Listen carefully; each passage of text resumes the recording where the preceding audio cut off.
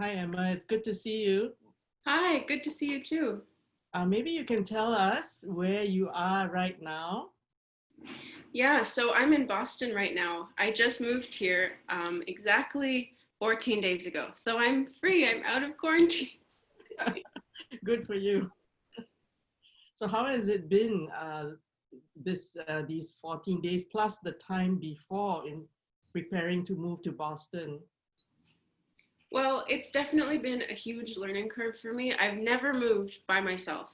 Mm, And even when I moved with my parents to a different house or something, it, I wasn't often there. Like I was usually out of the city or out of the country, so I've never done it.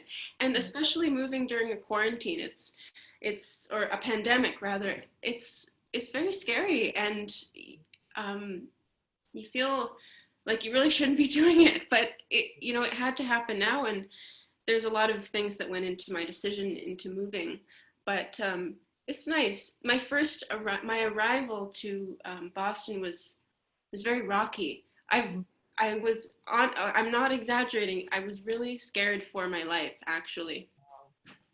I basically what happened was, I'd been planning, and I found this great looking apartment mm. in a place really close to the transit, and it looked spacious, renovated, beautiful, good price. And then I arrived with all of my things, my like just just the bare necessities like my cello and clothes and books, and I couldn't believe that I had chosen this place. You could not breathe. Like every possible thing was wrong with this place. Secure. You couldn't even. You could just anyone could walk through the front door. It wouldn't fit in the frame. There was pest infestation, and someone was smoking marijuana in the inside my floor, and there's no air conditioning, so you can't breathe, and it was just a disaster. And so I tried to stay calm and just find something, temporary, but I ended up uh, having a lot of help from my family, like my parents, but also my new private teacher here in Boston at the New England Conservatory. So they found this place, or they recommended I look at this place. So I had to break quarantine to do that, but it was very important. And I'm And sure I you wore fell in your love with it. yeah, and I'm sure you wore your mask when you had to so-called break quarantine because you Yeah. Well, I think that it is an essential errand, really, to make sure that you're safe and you feel like you can survive comfortably, And yes, always mask. I actually, that was a craft or a very, very small business that I started running the last couple of months. So I've been yeah. sewing masks and giving them to family and friends. Great. I remember seeing you in church one day when you had come in to do some recording and you had that pretty purple mask with the lace. Oh yeah. Yeah, it caught my eye right away. So I'm glad to hear that became a small business for you too. Yeah, well, it's not really so much a business as it was a hobby, and it's nice to have I never felt like I could do other creative tasks other than cello. I really thought, you know, this is all I know how to do. But actually, there are many things that you can express yourself in and do creatively for fun or for business, but mostly for fun. And it has been out of necessity you made masks and being able to share them with family and friends is I think one of the best gifts you can give at this time, right? So Well, we're all in this together, I think, and we all just have to. I think I think now people are getting the hang of it, and really knowing, really understanding that you're not just helping yourself. You're really saving everyone else. It's a team effort. So. I must share with you. After I saw you with the mask, friends of mine in Singapore and Malaysia, we have a group chat, and we were talking about masks, and I mentioned you and your mask, how pretty it looked, and of course, then they started to share their pictures of sort of different masks that they had, but very few actually had the idea of having lace on the mask that sort of made it more than just an essential item. It might as well look good while you're wearing the mask too. So just to let you know, I made a plug for you. Thank you. So tell us then also how you found this place with with the help from your private teacher and your parents and so on, and then how the move came about for you? Yeah. Well, it's funny, I've lived with musicians my whole life, meaning my family, like my dear mother and father, and I love hearing music go on in the house and everything. But I thought, I'm going somewhere new. I don't really know anyone. I don't want to live with musicians. So that was sort of the reason I was in that other place. Mm. Okay, and then so out of desperation, I said, "Mr. Katz, my new teacher, Mr. Katz, please, I need to find somewhere to go." And he said, "Well, one of your new studio mates, who I also teach, who you will know very soon, he's looking for another roommate Mm. in this house." So I didn't know it was here. I was a little bit cautious, but he said, "I think you should check it out. It seems like a really good place." Mm. And I didn't know this, but this house, it's a duplex. So there's a left side and right side, and they're kind of like a mirror. Um, I didn't know this, but it's for 15 years. It's been unofficially an NEC house, NEC meaning New England Conservatory. So for 15 years, music students have lived in here. And you Mm. know what's really cool is that I don't know what year it was, but there's a Tchaikovsky competition cello winner, first prize. He lived here. And so my teacher, he said, "I think there's some good karma in that house for you. You're gonna work really well." Really looks like it, and feels like it. I'm glad for you that you have. Hmm. Yeah. Yeah, and it was furnished, and it came, and it was, it's also $200 cheaper. So it seemed like, oh, and the air conditioner right beside my desk. So And it works, right? So, yeah, that's important, right? Yeah. yeah, So, but I did find that I was like, I thought, oh my goodness, like, I don't know what if maybe I deserve this. I don't know. I questioned my faith a lot because I thought, how can something like this happen? Honestly, I could not have expected or prepared myself at all. oh, I suppose we can say God is good and God's favor is on you, and how God worked through all the different people in your life, and even changing your mind about wanting to sort of live with non-musicians.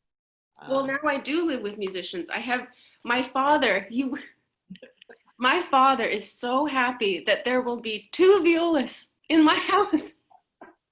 yeah, and when you have a happy dad, everything else is good, right? So, Yeah, I mean, I definitely feel like there were some angels watching over me this whole time. Like I it's very surreal to feel like you're wandering in the dark, and then you finally you can hold on to something and say, "Oh, okay, I know where I am again," and then you feel like you can breathe, you feel like yourself again.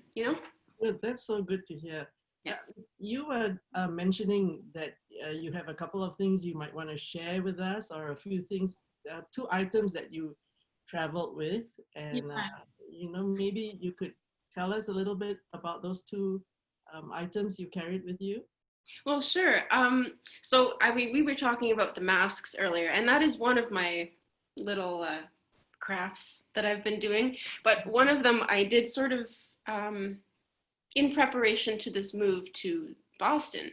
Mm. I don't know. I hope everyone out there knows how much I love animals and dogs. But this was a little painting project that I did.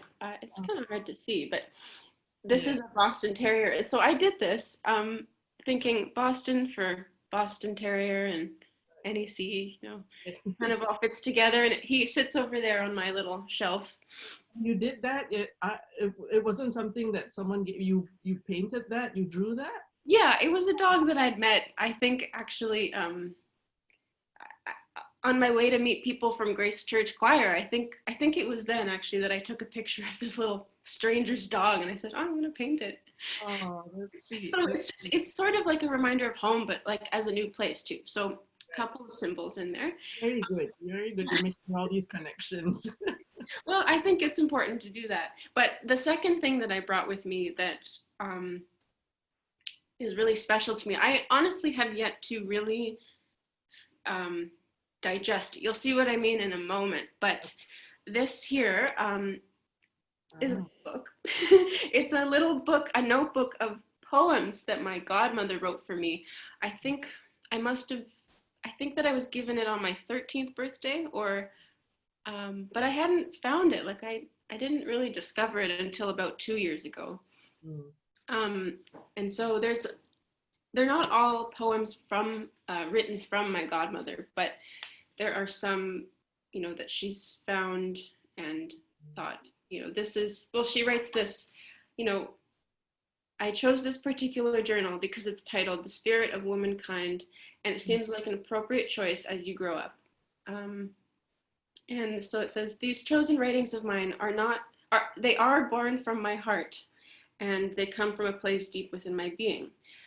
And so there's a lot of things in here that just say, there's one about the journey, and it talks about how we go through life and keep our faith and try to communicate with God, and also, try to stay in touch with the world. And that one is really special. But I think I think while I was at home, but I just opened it to any random page. And it just seemed like there was one poem in there, and it made me cry because it was the right thing. It was what I needed to read at that moment. And so I'm really excited as I, grow up to sort of understand these poems on another level and really strengthen my connection with God and explore my faith a lot more and strengthen it.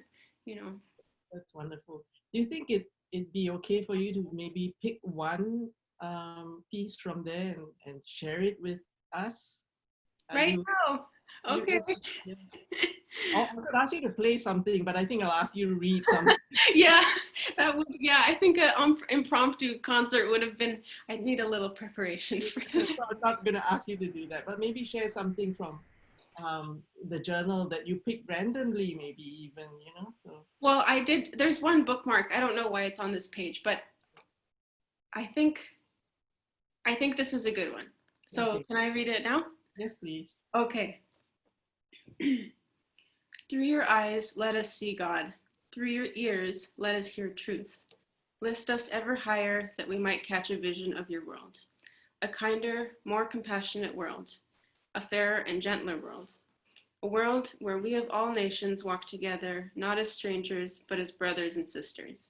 Spirit of love, break through this world, renew, refresh, and help us wait. Together, walk together into the future that awaits us. So I think that that's more of a prayer, actually. And I would say, may that prayer be your prayer in Boston at NEC, and for sharing with us this afternoon your experience, a little bit of your experience. I'm sure there's a lot more we can talk about, but I want to thank you, Emma, for taking this time to share with us in the midst of your busy schedule there already.